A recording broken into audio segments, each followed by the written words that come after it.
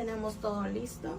Algo que me gusta de esta lavadora es que la tapa se baja sola, no se azota. La prendemos y vamos a elegir ropa de cama. Nosotros podemos elegir si queremos en estos niveles o bien lo puede hacer la lavadora. Le damos play y empieza como a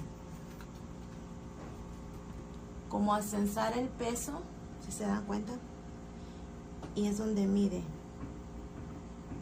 Aquí ya eligió qué niveles, pero le falta todavía el nivel del agua, y empieza como a medir qué tanta agua necesita para este lavado.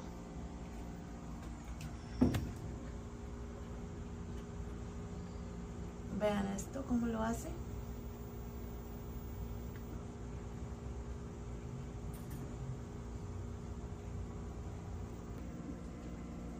Aquí sigue eligiendo.